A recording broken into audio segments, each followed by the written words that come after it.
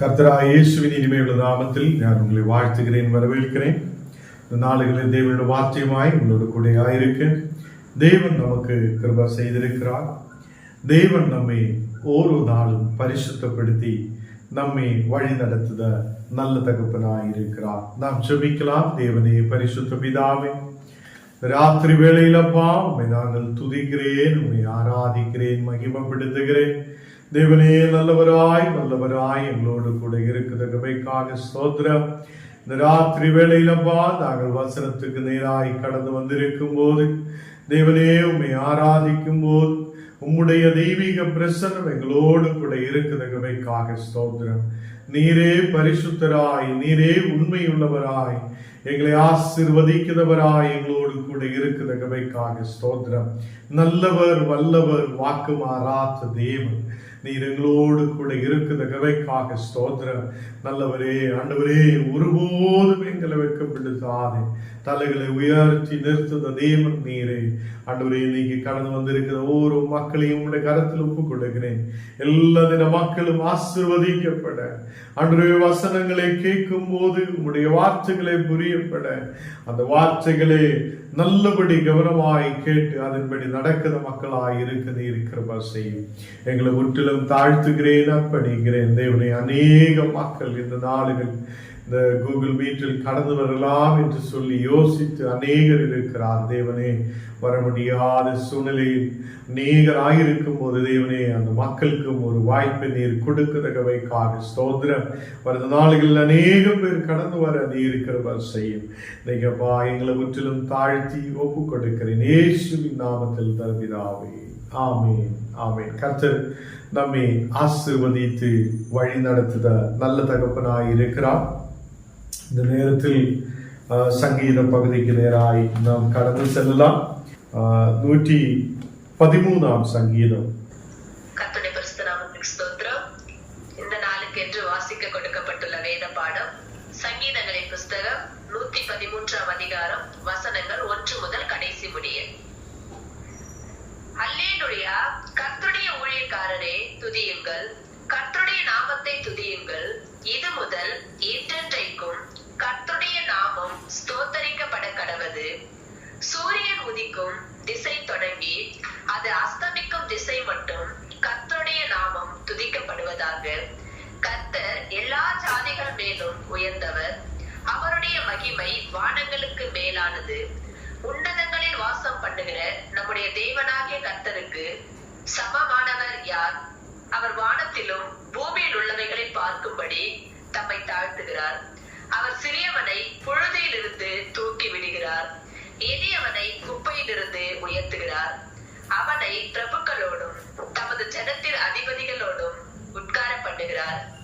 மலடியை சந்தோஷமான பிள்ளை தாழ்ச்சியாக்கி வீட்டிலே குடியிருக்க பண்ணுகிறார். அல்லேலூயா, ஆமென். கர்த்தர் தாமே இந்த வசனங்களை ஆசீர்வதிப்பாராக. தேவன் நம்மை ஆசீர்வதித்து வழி நடத்துவார். இந்த நாடுகளில் வசனத்துக்கு நேராய் நாம் கடந்து செல்லலாம். யாக்கோபு 4 அதிகாரம் അതിന്റെ 1 വസനം നേற்று ദിനത്തിൽ നാം കടസിയാക தியானித்திருக்கிறார். யாக்கோபு 4 அதிகாரம் 1 வசனம், உங்களுக்குள்ளே யுத்தங்களும் சண்டைகளும் எதனாலே வருகிறது? உங்கள் அவயவங்கள் போர் செய்கிற இச்சைகளினாலே அல்லவா? கர்த்தருடைய பிள்ளைகளே, இந்த நாடுகளில் நாம் இங்கே வசனத்தில் பார்க்கும் போது நமக்கு இங்கே வசனத்தில் புரியுத சில விஷயங்கள் இருக்கிறார். அதாவது நமக்கு யுத்தங்களும் நம்ம குடும்பத்தில் சண்டைகளும் பிரிவினைகளும் பிரச்சனைகளும் நாம் நல்ல ஆவிக்குரிய நிலையில் இருந்தும் எதனாலே வருகிறது? எதனாலே நம் குடும்பங்களில் நாம் ஆராதனை செய்கிறார், ஜெபிக்கிறார், பாடுகிறார், துதிக்கிறார், நாம் எல்லா ஞாயிற்றுக்காலம் சபைக்கு போகிறார், தேவனோடு கூட ஆயிருக்கிறார், திருப்பியும் வீட்டுக்கு வந்து சண்டைதானே? அநேக மக்களுடைய குடும்பங்களில் இப்படிதான் இருக்கிறார். ஒரு பாஸ்டரோட வீட்டில் நான் கடந்து செல்லும் போது அந்த ஆளுடைய மனைவியை அடிச்சு கஷ்டப்படுத்தி புண்படுத்தி அந்த மனைவியை சொல்லுகிறார், இந்த ஆளு பாஸ்டரா இருக்கிறார், இந்த நாளுகளில் எனக்கு சமாதானம் இல்லை, கண்ணீரான சூழ்நிலை எப்படி முன்னாடி போகும் என்று கேள்வியை எழுப்புகிறார். கர்த்தருடைய பிள்ளைகளே, இன்னைக்கு அநேகர் தேவனோடு கூட ஆயிருக்கிறார், தேவனை துதிக்கிறார், ஆண்டவருடைய பிள்ளையாய் இருக்கிறார். நாம் பழசை திருப்பியும் எடுத்துட்டு வருதவங்களாய் காணப்படுகிறார். கர்த்தருடைய பிள்ளைகளே, முன்னாடி இருந்த நம்ம வாழ்க்கையில் இருந்த கசப்பு, பலவீனம், பிரச்சனை, சண்டை எல்லாவற்றையும் திருப்பி நம்ம எடுத்துட்டு வரும்போது நாம் மேலான எருசலேமில் இருக்க முடியாதவராய் இருக்கும், ஆண்டவரோடு கூட இருக்க முடியாதவராய் இருக்கும். அதை நாம் தேவனுடைய சந்தோஷத்தில் பிரவேசிக்கிற மக்களாய் இருக்கும் போது, கர்த்தரோடு கூட தேவனை ஆராதிக்கிற துதிக்கிற நாவுகள் உள்ள மக்களாய் இருக்கும் போது, நம்முடைய குடும்பங்களில் இந்த சண்டைகள், பிரிவினைகள் இன்னையிலிருந்து வரக்கூடாது. தேவ பிள்ளைகளை, அநேகம் மக்கள் இன்னைக்கு இந்த விஷயத்தில் கவலையோடு இருக்கிறார். தினமும் சண்டை, தினமும் சண்டை. அப்போ சாப்பாடு டெய்லி நம்ம சாப்பிடுகிறார், பால் குடிக்கிறார், தண்ணி குடிக்கிறார், சாப்பிடுகிறார், பிரியாணி சாப்பிடுகிறார், எல்லாமே இருக்கிறார். பட் இந்த சண்டை மட்டும் ஒழிந்து போகிறது இல்லை. எப்போதும் இந்த சண்டை அவங்களுடைய வீட்டுக்குள்ள இருக்கிறார், யுத்தங்கள் வீட்டுக்குள்ள இருக்கிறார், பிரச்சனைகள் வீட்டுக்குள்ள இருக்கிறார். இது எதனாலே வருகிறது என்றால், நீங்க திருப்பியும் சாத்தானுக்கு அடிமையாகிறார், திருப்பியும் உங்கள் இச்சைகளில் அடிமையாகிறார். உங்களுடைய கண்ணினால் உருவாகுத இச்சை, உங்களுடைய சரீரத்தால் உருவாகுத இச்சை, உங்களுடைய மனதினால் உருவாகுத இச்சைக்கு நேராய் கடந்து செல்லும் போது இந்த சண்டை ஒரு நாளும் தீராமல் உங்க குடும்பத்தில் இருக்கிறது. இதனாலே இது ஆண்டவருடைய குறை அல்ல, இது ஏதோ ஜபிக்கிற ஊழியக்காருடைய குறை அல்ல, இது நம்முடைய குறை என்று நாம் புரியணும். ஆண்டவரே, இந்த சண்டை, பிரிவினை, கசப்பு என் வாழ்க்கையிலிருந்து, என் கணவனுடைய வாழ்க்கையிலிருந்து, என் மனைவியுடைய வாழ்க்கையிலிருந்து, என்னுடைய பிள்ளைகளுடைய வாழ்க்கையிலிருந்து அதை எடுத்து மாற்றணுமே என்று ஜெபிக்கட்டும். இந்த கசப்பு, பிரிவினை, சண்டைகள், எதிராய் நிற்கிற சூழ்நிலைகள் நம் குடும்பங்களிலிருந்து மாற்றப்பட வேண்டியது அவசியமாய் இருக்குது. இன்னைக்கு வசனம் கேட்கிற கர்த்தருடைய பிள்ளைகளே, நாம் கொஞ்சம் பேராய் இருந்தாலும் நீங்க ஒரு சாட்சியாய் உங்கள் குடும்பங்களில், உங்களுடைய கிராமங்களில், பட்டணங்களில் நீங்க ஒரு சாட்சியாய் நிற்கும் போது உங்களை பார்க்கிற மக்கள் உங்களிலூടെ கிறிஸ்துவை பார்க்குவார். அவர் கிறிஸ்துவின் அன்பை உங்களிலூടെ ருசித்து பார்க்குவார். தேவ பிள்ளைகளே, நாம் இன்னைக்கும் சாத்தானுக்கு அடிமையாகி சாத்தானுடைய கசப்பு, பலவீனம், சண்டை எல்லாமே தூக்கிட்டு வந்து நாம் இப்போதும் தேவனுடைய ஆலயத்திலும் தேவனுடைய பக்தியோடு இருக்கிற குடும்பங்களுக்குள்ளேயும் கடந்து வரும்போது அங்கு ஒரு நாள் சண்டை ஒழிந்து போகாது. அது எதனால வருகிறது? உங்கள் அவயவங்களில் கிரிய செய்த இச்சைகளாலே இந்த சண்டைகள் வருகிறார். அப்போ இன்னைக்கு கண்ணினால் சில பேருக்கு சில மக்களை அழகாய் தோன்றும், மனைவியை விட்டுட்டு நேர அந்த அழகுக்கு பின்னாலே சுற்றும். இப்படி சுற்றும் போது மனைவி சண்டை உருவாக்கும். இப்படி உருவாக்கும் போது தினமும் திருப்பி திருப்பி திருப்பி சண்டை உருவாகும். இப்படி ஒரு பிரச்சனை உருவாகுவது எதுக்காக? உன்னுடைய அவயவத்தினாலே தான், உன்னுடைய அவயவங்களில் போர் செய்கிற இச்சைகளாலே தான் இந்த சண்டைகளும் பிரிவினைகளும் உன் குடும்பத்தில் வருகிறான். நேர திருப்பியும் அப்படித்தான். அப்போ கர்த்தருடைய பிள்ளைகளே, நாம் ஆயிருக்கிற இடங்களில் நம்முடைய குறைவுகளை நாம் உணரட்டும், அதிலிருந்து வெளியில் வரட்டும். தேவனே, எங்கள் குறைகளை நீர் மாற்று, எங்களுடைய எல்லா தவறுகளை மன்னி, தேவனே எங்களை பரிசுத்தப்படுத்தும் என்று இந்த லென்த் நாளுகளில் நாம் கேட்கட்டும். தேவ பிள்ளைகளே, நமக்கு ஒரு மாற்றம் தேவையாய் இருக்கிறது. நம்முடைய வாழ்க்கையில் ஒரு விடுதல் தேவையாய் இருக்கிறது. நாம் அந்த விடுதலை பெற்றுக்கொண்ட மக்களாய் இருக்கும் போது திருப்பியும் திருப்பியும் சண்டை உங்கள் வாழ்க்கையில் வரக்கூடாது. அது வந்தாலே தெரியணும், நான் சாத்தானுக்கு அடிமையாயிருக்கிறார், நான் சாத்தானுக்கு அடிமையாக்கப்பட்டிருக்கிறார் என்று புரியும். இந்த நாளுகளில் கர்த்தருடைய பிள்ளைகள் சண்டை, கசப்பு, சந்தேகம், சந்தேகத்தின் ஆவிகள் இதெல்லாம் நம்மிலிருந்து மாற்றப்பட்டு சமாதானத்தோட, சந்தோஷத்தோட, மகிழ்ச்சியோட இருக்கிற குடும்பங்களாய் நாம் கடந்து வரப்படட்டும். 2வது வசனத்தில் இங்கே பார்க்கும்போது, நீங்கள் இச்சித்தும் உங்களுக்கு கிடைக்கவில்லை, நீங்கள் கொலை செய்தும் பொறாமை உள்ளவராயிருந்தும் அடையக்கூடாமல் போகிறீர்கள். கர்த்தருடைய பிள்ளைகளே, நீங்கள் இச்சித்தும் உங்களுக்கு கிடைக்கவில்லை.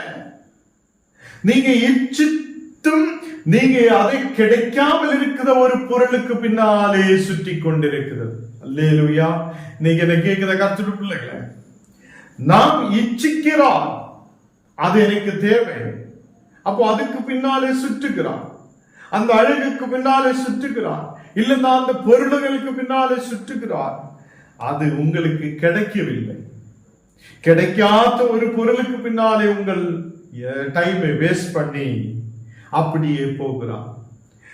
கொலை செய்தும் பொறாமையுள்ளவராய் இருந்தும் அடையாமல் போகிறார் என்று சொல்லுகிறார். பொறாமைப்படுகிறார். அவனுக்கு எல்லாம் இருக்கிறார், அவனுக்கு நல்ல வசதி இருக்கிறார், எனக்கு இல்லையே. இது ஒரு பொறாமை.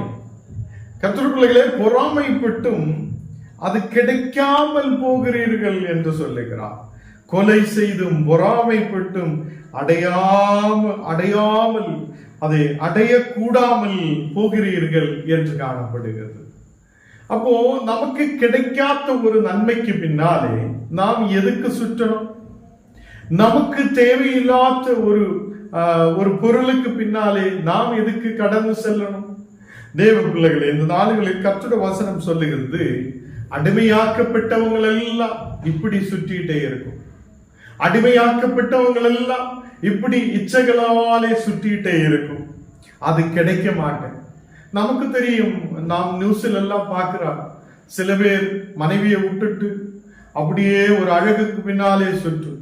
கொஞ்ச நாளுக்குள்ள 2 பேரும் நல்லா பேச ஆரம்பிக்கும், அதுக்குள்ள கொலை செய்து விடும், அதுக்குள்ள இவனுக்கு பிடிக்காது, இவனும் சத்து விடும்.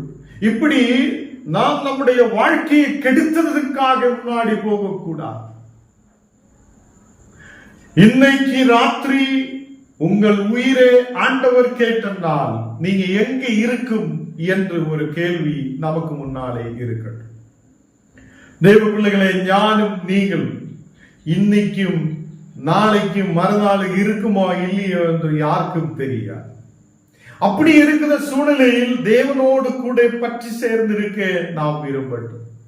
ஏதோ இச்சைகளாலே அப்படியே அலைந்து திரிந்து நடக்கிறவராய் அல்ல, குடும்பத்தில் சமாதானக்கேடை உண்டு பண்ணதவராய் அல்ல, குடும்பத்துக்குள்ள சமாதானமும் சந்தோஷமும் மகிழ்ச்சியும் கொண்டு வருத மக்களாய் காணப்படட்டும்.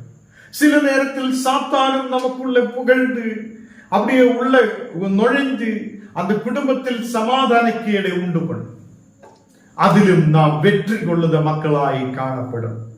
இன்னைக்கு இங்க வசனத்தில் சொல்லுகிறார், நீங்க சண்டையும் யுத்தமும் பண்ணியும் நீங்கள் விண்ணப்பம் பண்ணாமல் இருக்கிறதுனாலே உங்களுக்கு சித்திக்கிறது இல்லையே. அப்போ இங்கே இவங்கள் சண்டைகள் பண்ணி, அங்கு யுத்தங்கள் பண்ணி, வீட்டுக்குள்ள கலகத்தை வைத்து நீங்க விண்ணப்பம் பண்ணிக்கொண்டே இருந்தால் உங்களுக்கு என்ன கிடைக்கும்? எதுவுமே கிடைக்க மாட்டேன். அப்போ தேவனுடைய சந்தோஷத்தில் இருக்கிற மக்களாய் நாம் மேலான எருசலேமில் கடந்து வருத மக்களாய் இருக்கணும். மேலான எருசலேம்னா என்ன? நீங்க அடிமை அல்ல, தேவனோடு கூட இருக்கிற பிள்ளைகள், சமாதானத்தோடும் அதே நல்ல அன்போடும் ஐக்கியத்தோடும் இருக்கிற பிள்ளைகள். அப்போ இந்த நாடுகளில் சாத்தான் நம்மை அடிமையாக்க வைத்து கசப்பு, பிரிவினைகள், சண்டைகள் நம் வாழ்க்கையில் கொண்டு வரும். இது வராதபடிக்கு நாம் மேலான எருசலேமுக்கு நேராய் இன்றைக்கு இயேசுவினாலே கடந்து வந்திருக்கிறது. கர்த்தருடைய பிள்ளைகளே, இந்த நாடுகளில் சண்டையும் பிரிவினையும் உங்கள் வீட்டில் இருந்தால் ஆசீர்வாதம் உங்கள் குடும்பங்களில் இருக்காது. 3வது வசனத்தில் வாசிக்கும் போது, நீங்கள் விண்ணப்பம் பண்ணியும் உங்கள் இச்சைகளை நிறைவேற்றும்படி செலவழிக்க வேண்டும் என்று தகதாத விதமாய் விண்ணப்பம் பண்ணுகிற படியினால் பெற்றுக்கொள்ளாமல் இருக்கிறீர்கள் என்று காணப்படுகிறது. கர்த்தருடைய பிள்ளைகளே, இங்கே வசனத்தில் பார்க்கும்போது நீங்கள் விண்ணப்பம் பண்ணியும், நீங்க ஜெபிக்கிறார், விண்ணப்பம் பண்ணுகிறார், துதிக்கிறார், கர்த்தர் எனக்கு கொடுக்கும் என்று விசுவசிக்கிறார், அது ஆண்டவர் நல்லபடி செய்யும் என்று விசுவசிக்கிறார், எல்லாமே செய்யும் போதும் உங்கள் இச்சைகளை நிறைவேற்றும்படி செலவழிக்க வேண்டும் என்று தகுதாத விதமாய் விண்ணப்பம் பண்ணும் போது உங்களுக்கு பெற்றுக்கொள்ள முடியாது இருக்கிறது என்று காணப்படுது. கர்த்தர் பிள்ளைகளே, உங்களுக்கு கிடைக்கிறதெல்லாம் கர்த்தருக்காக கொடுக்கப்படும் போது, உங்களையே தேவனுக்காக கொடுக்கப்படும் போது, உங்களுடைய நேரத்தை கர்த்தருக்காக கொடுக்கப்படும் போது தேவன் உங்களை ஆசீர்வதிக்கிறது. ஆண்டவரே, எனக்கு ஒரு ஆசீர்வாதத்தை கொடுங்க, எனக்கு பெரிய நன்மையை கொடுங்க, அப்பதான் நான் அது செய்வேன் என்று சொல்லுதவன் உண்மையுள்ளவன் அல்ல. அந்த 2 காசு இருந்த விதவை அவங்க கொடுத்தது போல, எல்லாவற்றையும் எடுத்து தேவனுக்கு கொடுத்தது போல, நம்மையே தேவனுக்கு அர்ப்பணித்து நாம் முன்னாடி கடந்து செல்ற மக்களாய் இருக்கிறது. ஆண்டவரிலிருந்து விண்ணப்பம் பண்ணத எல்லாவற்றையும் நாம் வீணான இடத்தில் செலவு பண்ணியார், வீணான இடத்தில் கொடுக்க ஆரம்பித்தால் உன்னுடைய எல்லா ஆசீர்வாதமும் நின்று போகும் என்று நினைக்கிறோம். எல்லாருக்கும் புரிந்திருக்கும். கர்த்தருடைய பிள்ளைகளே, நீங்க வேலை செய்கிறார், நீங்க எல்லா இடத்திலிருந்தும் உங்களுக்கு பணம் வருகிறார், ஆசீர்வாதம் வருகிறார், அப்பதான் உங்க இச்சையின் ஆவி உங்களுக்குள்ள வந்து ஏதோ ஒரு தகுதாத இடத்தில் இந்த தேவன் கொடுத்த பணத்தை நீ செலவழித்து விட்டால் நாளைக்கு உன்னோட பணம் அங்கே நின்று போகும், ஆசீர்வாதம் அங்கே இருக்கா. எத்தனை பேருக்கு புரிஞ்சாச்சு? ஹல்லேலூயா. இந்த நாடுகளில் தேவ பிள்ளைகளை நாம் தகாத விதமாய் விண்ணப்பம் பண்ணுகிறதுனால பெற்றுக்கொள்ளாமல் இருக்கிறார்கள். தகுதாத விதமாய் தகுதிக்கேற்ற மாதிரி நாம் ஜெபிக்கிற மக்களாய் இருக்கணும். தேவனுக்கு முன்பாக விசுவாசத்தோடு நம்பிக்கையோடு நாம் இருந்து மேலான எருசலேமில் இருந்து நாம் ஜெபித்து ஆசீர்வாதங்களை பெற்றுக் கொள்ளுத மக்களாய் இருக்கணும். தேவ பிள்ளைகளே, இன்றைக்கு நம்முடைய வாழ்க்கையில் ஒரு மாற்றத்தை தேவையாய் இருக்கிறது. மாற்றம் கொண்டு வர நாம் இனியும் நாளைக்கு காலையில் எழுப்பி இருந்து சண்டை போட்டு சும்மாவே விஷத்தை சீட்டி சாகடிக்கிறதுக்காக இருக்காமல் அன்போடு அரவணைத்து, அன்போடு சேர்த்துக் கொள்ளுத, அன்போடு அதை ஒரு காரியங்களிலும் முன்னாடி கடந்து செல்ல மக்களாய் இருக்க தேவன் நமக்கு கிருபை செய்வார். கர்த்தருடைய பிள்ளைகளே, இங்கே 4வது வசனத்தில் சொல்லுகிறார், விவசாரிகளை உலக சிநேகம் தேவனுக்கு விரோதமான பகை என்று அறியீர்களா என்று கேட்கிறார். உலக சிநேகத்துக்குள்ள இருக்கிற ஏதாவது பிள்ளைகள் இந்த வசனத்தை கேட்கிறார். ஆண்டவர் பிள்ளைகளே, உலக அன்பு, இந்த உலகத்தில் இருக்கிற சிநேகம், அன்பு, அது தேவனுக்கு விரோதமாய் இருக்கிறது என்று காணப்படுகிறது. ஆகையால் உலகத்துக்கு சிநேகிதனாய் இருக்க விரும்புகிறவன் தேவனுக்கு பகையனாய் இருக்கிறார் என்று காணப்படுகிறார். கர்த்தருடைய பிள்ளைகளே, தேவனுக்கு அது நாம் பகையனாய் மாற்றப்படக்கூடாது. உலகத்திலே சிநேகத்துக்கு பின்னாலே சுற்றுதவன், உலகத்திலே சிநேகத்துக்கு பின்னாலே சுற்றுதவன் அவன் தேவனுக்குரியவன் அல்ல என்று காணப்படுது. இந்த தேவனுக்கு அவன் பகையனாய் இருக்கிறார் என்று காணப்படுது. 5வது வசனம் வாசிக்கும் போது, நம்மில் வாசமாய் இருக்கிற ஆவியானவர் நம்மிடத்தில் வைராக்கிய வாஞ்சையால் இருக்கிறார் என்று வேத வாக்கியம் வீணாய் சொல்லுகிறது என்று நினைக்கிறீர்களா? நம்மில் வாசமாய் இருக்கிற ஆவியானவர் நம்மிடத்தில் வைராக்கிய வாஞ்சையாய் இருக்கிறார். இது நீங்க அறிந்து கொள்ளணும். நம்மிடத்தில் வாசமாய் இருக்கிற ஆவியானவர் இருக்கிறார், அவர் வைராக்கிய வாஞ்சையாய் இருக்கிறார் என்று காணப்படுகிறது. கர்த்தருடைய பிள்ளைகளே, இந்த நாளுகளில் ஞானும் நீங்களும் தேவனுடைய பிள்ளைகளாய் இருக்கும். நாம் தேவனுடைய பிள்ளைகளாய் இருக்கும் போது நாம் உலக ஆசைக்கு பின்னாலே சுற்றுதவங்களாய் அல்ல, நம்முடைய குடும்பங்களில் சமாதானத்தை உண்டு பண்ணத மக்களாய் நாம் காணப்பட தேவனுடைய அன்பிலே நிலைத்திருக்கிறவங்களாய் முன்னாடி கடந்து செல்லட்டும். நம்முடைய வாழ்க்கை தேவனுக்கு ஒப்பு கொடுக்கட்டும். நாம் தேவனுக்கு ஒப்பு கொடுத்த பிள்ளைகளாய் நாம் காணப்படட்டும். 6வது வசனம் வாசிக்கும் போது, அவர் அதிகமாய கிருபையை அழிக்கிறார்களே, ஆதலால் தேவன் பெருமை உள்ளவருக்கு எதிர்த்து நிற்கிறார். தேவன் பெருமை உள்ளவருக்கு எதிர்த்து நிற்கிறார்.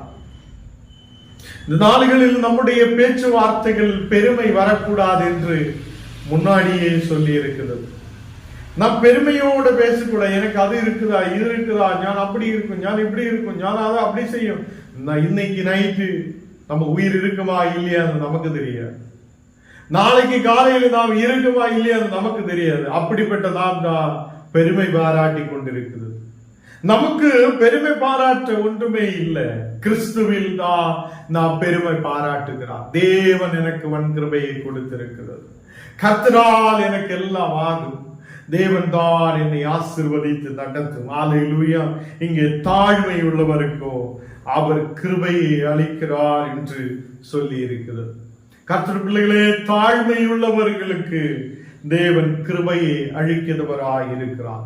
கர்த்தர் பிள்ளைகளை, நாம் அடிமையாக்கப்படும் போது, சாத்தானுக்கு அடிமையாய் இருக்கும் போது நாம் பெருமை பாராட்டுதவராய் இருக்கும். இது மேலான எருசலேமில் தேவ பிள்ளைகளாய் கடந்து வந்திருக்கும் போது, தேவ பிள்ளைகளாய் நாம் இருக்கும் போது நமக்குள்ளே தாழ்மை இருக்கட்டும். நமக்குள்ளே எப்போதும் தாழ்மை இருக்கட்டும். நாம் நம்மை தாழ்மை சோதித்து இன்னைக்கு முன்னாடி கடந்து செல்லட்டும். 7வது வசனத்தில் கடைசியாக சொல்லப்படுகிறார், ஆகையால் தேவனுக்கு கீழ்ப்படிந்திருங்கள். இன்னிலிருந்து நாம் தேவனுக்கு கீழ்ப்படிந்திருக்கிற மக்களாக இருக்கட்டும். கர்த்தர் பிள்ளைகளே, நாம் இவ்வளோ வசனங்கள் படித்து வரும்போது நாம் மேலான எருசலேமுக்கு நேராய் வந்திருக்கிற மக்கள் என்றும், நாம் சுயாதீனம் உள்ளவராய் இருக்கிறார் என்றும், நாம் சாத்தானுக்கு அடிமையுள்ளவர் அல்ல, நாம் அடிமையாய் அல்ல, நாம் கர்த்தருடைய பிள்ளைகளாய் காணப்படுகிறார் என்றும் நாம் விசுவசிக்கிறார். யாரெல்லாம் இன்னைக்கு அடிமையாக்கப்பட்டிருக்கிறோம், தேவனே என்னை அந்த அடிமையான இடத்திலிருந்து விடுவியும் ஆண்டவரே என்று ஜெபிக்கட்டும். தேவன் உன்னை விடுவிப்பார். உன்னுடைய பணம் இந்த உலகத்திலே அழகுக்கு பின்னாலே அல்ல. உன்னுடைய செல்வங்கள் இந்த உலகத்திலே அழகுக்கு பின்னாலே அல்ல. குடும்பத்தில் உன்னுடைய கணவன் மனைவி அன்போட ஐக்கியத்தோட சமாதானத்தோட இருக்கிற பிள்ளைகளாய் இருக்க, தாழ்மை உள்ளவராய் இருக்க, குடும்பத்தில் ஐஸ்வர்யத்தோடும் சமாதானத்தோடும் சந்தோஷத்தோடு இருக்கிற பிள்ளைகளாய் இருக்க தேவன் நமக்கு கிருபை செய்வார். ஞானும் நீங்களும் கர்த்தருக்கு கீழ்ப்படிந்திருக்கிற மக்களாய் இருக்கட்டும். அல்லேலூயா. கர்த்தருக்கு கீழ்ப்படிந்திருக்கிற மக்களாய் இருக்கட்டும். பிசாசுக்கு எதிர்த்து நிற்கிற மக்களாய் இருக்கட்டும். அல்லேலூயா. எத்தனை பேர் புரியுறாங்க? பிசாசுன்னு கேட்கும் போதே பயப்பட்டு ஓடும். பின்ன எப்படி ஆண்டவரை எதிர்த்து நிற்கும் என்று கேட்கும். நாம் ஜெபத்தினாலே வசனத்தினாலே பிசாசுக்கு எதிர்த்து நிற்கிற மக்களாய் காணப்படட்டும். அப்பொழுது அவர் உங்களை விட்டு ஓடி போவார். அந்த பிசாசானவன் உங்களை விட்டு ஓடி போகுவான். நாம் கர்த்தருக்குள் கீழ்ப்படிந்திருக்கட்டும். நாம் தேவனோடு கூட இருக்கட்டும். ஆண்டவருக்குள்ள கீழ்ப்படிந்திருக்கும் போது, தேவனுக்கு கீழ்ப்படிந்திருக்கும் போது பிசாசானவன் நம்மை விட்டு ஓடி போவார். கர்த்தர் பிள்ளைகளே, இந்த ராத்திரி வேளை நாம் அதை பிசாசுக்கு எதிர்த்து நிற்கிறவங்களாய் வல்லமையை பெற்றுக்கொண்டு ஜபத்தோட ஆசீர்வாதத்தோடு இருக்கிற மக்களாய் இருக்க கர்த்தர் நமக்கு கிருபை செய்வார். நாம் ஜெபிக்கலாம். தேவனே, பரிசுத்த பிதாவே, ராத்திரி வேளையில் அப்பா உம்முடைய தெய்வீக பிரசனத்தால் நீர் எங்களை நிரப்புதகமைக்காக ஸ்தோத்திரம். உம்முடைய தெய்வீக கிருபை எங்கள் மேல் ஊற்றுதகமைக்காக ஸ்தோத்திரம். தேவனே, நீர் பரிசுத்தராய் இருக்கிறவர், நீர் நன்மை செய்தவர், எங்களை வழி நடத்துதவர் நீரே. அல்லேலூயா. ஆண்டவரே, நாங்கள் குடும்பங்களில் எப்படி ஆயிருக்கணும் என்று, நம்முடைய குடும்ப வாழ்க்கையில் சமாதானமும் சந்தோஷமும் இருக்க வேண்டும் என்றும் இன்னைக்கு நீர் எங்களோடு பேசி இருக்கிறதுக்காக ஸ்தோத்திரம். ஆண்டவரே, தேவனுக்குள் நிலைத்திருக்கிற மக்களாயிருக்க, தேவனுக்குள் கீழ்ப்படிந்திருக்கிற மக்களாயிருக்க தேவனே, நீர் எங்களுக்கு கிருபை செய்ததுக்காக ஸ்தோத்திரம். பிசாசுக்கு எதிர்த்து நிற்கிற மக்களாயிருக்கும் போது பிசாசு உன்னை விட்டு தூரமாய் ஓடி போவார் என்று வசனத்தில் சொல்லுது. அந்த விசுவாசத்தோடு நாம் எதிர்த்து நிற்கிறவராய் காணப்படட்டும். ஹல்லேலூயா. இந்த நாளுகளில் கர்த்தரே ஓரோ மக்களையும் நீர் ஆசீர்வதித்து பலப்படுத்தும். வியாதிகள் பலவீனங்களை மாற்று. இந்த நாளுகளில் கண்ணீரான சூழ்நிலைகளை நீர் மாற்று. நீர் பலப்படுத்தி ஆசீர்வதி. எங்களை முற்றிலும் தாழ்த்துகிறேன், அர்ப்பணிக்கிறேன் இயேசுவின் நாமத்தில் தனவிதாவே ஆமீன். பரமண்டலங்களில் இருக்குதா எங்கள் பிதாவே, உம்முடைய நாமம் பரிசுத்தப்படுவதாக, உம்முடைய ராஜ்யம் வருவதாக, உம்முடைய சித்தம் பரலோகத்திலே செய்யப்படுகிறது போல பூமியிலும் செய்யப்படுவதாக. எங்களுக்கு வேண்டிய ஆகாரத்தை இன்று எங்களுக்கு தார். எங்களுக்கு விரோதமாய் குற்றம் செய்கிறவர்களுக்கு நாங்கள் மன்னிக்கிறது போல எங்கள் குற்றங்களையே எங்களுக்கு மன்னி. எங்களை சோதனைக்குள் பிரவேசிக்க பண்ணாமல் தீமையில் என்று எங்களை ரட்சித்துக் கொள். ராஜ்யமும் வல்லமையும் மகிமையும் என்றேக்கு உம்முடையவர்களே. ஆமென். என் ஆத்மாவே கர்த்தரை ஸ்தோத்திரி, என் முழுமே பரிசுத்த நாமத்தை ஸ்தோத்திரி. என் ஆத்மாவே கர்த்தரை ஸ்தோத்திரி, கர்த்தர் செய்த சகல உபகாரங்களும் மறவாதே. ஆமென்.